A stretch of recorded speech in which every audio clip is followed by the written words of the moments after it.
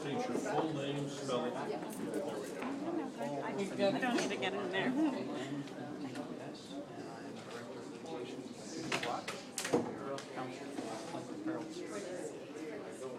I'm ignorant. Tell me what happened in there.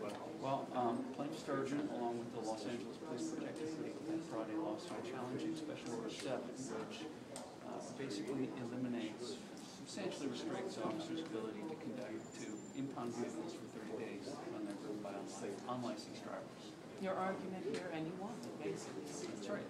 Our argument was that this was an issue that the legislature had decided about 20 years ago, 1994.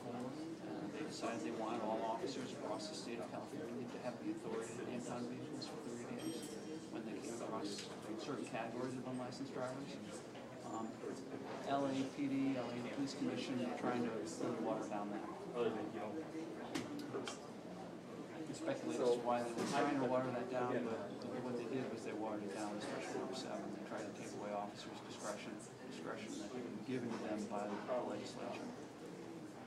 What I didn't hear in there is talk about immigrants, and that's what a lot of the concerns and complaints were about prior to Special Order 7 being issued. Well, I think I don't know that this really affects the immigrant community in any regard whatsoever. The statute talks about impounding vehicles driven by people whose licenses have been suspended or revoked or who have never been issued a license. So if someone was issued a license in their home country and they're here in LA driving, this statute doesn't necessarily apply to them. So a lot of it's very situational, but there's no direct tie to immigration at all. What you do see this coming up in a lot of this is the context of suppression. Criminal defendants trying to say their vehicle was wrongfully impounded, it was wrongfully searched, and whatever contraband, weapons, drugs were found in there in the vehicle should not be allowed as evidence against them. So the 30-day impound is a great public safety tool from the standpoint of driving and from the standpoint of law enforcement. I can't really figure out why LAPD is trying to take that tool. When you look at the idea of fairness and or constitutional fairness here, they were arguing Fourth Amendment. You mentioned that, but you just pointed out also there's another constitutional point in here, 14th Amendment, and apparently this section of the vehicle code complies with this. Right. The 30-day impound, it's an administrative penalty for driving without ever having been issued a license or driving while your license is suspended or revoked. And that analysis is done on the 14th Amendment, not on the 4th Amendment. And, the LAPD has litigated this issue and won, saying that there's no Fourth Amendment issue here in the statute. So, in fact, they won a case earlier this year in March in federal court here in Los Angeles. So for them to be saying now that there's a Fourth Amendment issue, smacks of situational defense, it's a little too convenient.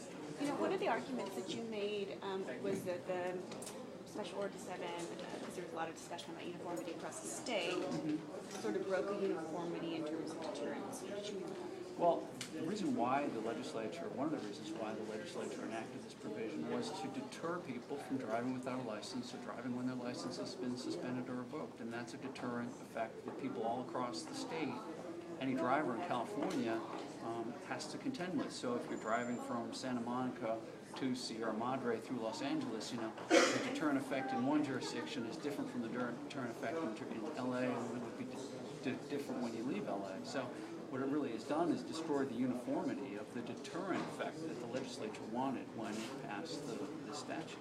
Legally, where do we stand at this point? I mean, the judge ruled that Special Order 7 basically is invalid, but he didn't say. When? Well, what has to happen now is the judge has to commit his ruling to paper, and that's a fairly administrative process. The city and I believe the ACLU are going to appeal that to the Court of Appeals. There's a question about whether or not the ruling takes effect while the appeal is proceeding, and that's going to be another hearing, and that's going to be more groups. Any idea when that'll happen? It could take a couple months. So in essence, Special Order 7 is gone, but it's not gone until the appeals court says it's gone. That's fair. I mean, the judgment will be entered, and if the court does not say its judgment, then special order 7 will not have any effect. This is the most. No, this is a two-step. Two-step. First thing.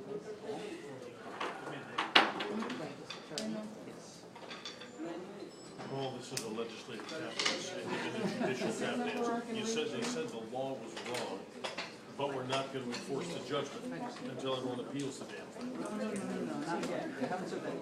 Sometimes when a judgment is entered, the defendant asks the court to stay. And the judgment hasn't been entered yet, and the defendants haven't yet asked the court to stay. How soon can the judge write the order, and at that point the order's published and the order's clear? What usually happens is the plaintiffs will submit a draft one and circulate it. Yeah. So they'll give everybody the opportunity to comment on it, then they give it to the court can enter it. That's a process that doesn't take very long. How long do you think it'll take here? I hope it doesn't take more than a minute. All right, and at that point, the defendants then, the city and the ACLU, as you know, plaintiffs on, or pardon me, as joiners on that, then go and then say, we want to appeal this, please stay this order. The judge is inclined, said he's gonna do that, or he's inclined to. He was inclined to, you know, he wants to give everybody opportunity to brief whether or not the court should do that. Did you? Another hearing. Oh, no, I'm good. I just need to know. Orphanides. What office are you with? What office am I with? A group called Judicial Watch. Judicial Watch? Do you have a website? I just learned about the case that's going on now, and I'd like to do more research on that. Judicialwatch.org. Judicialwatch.org. Thank you very much.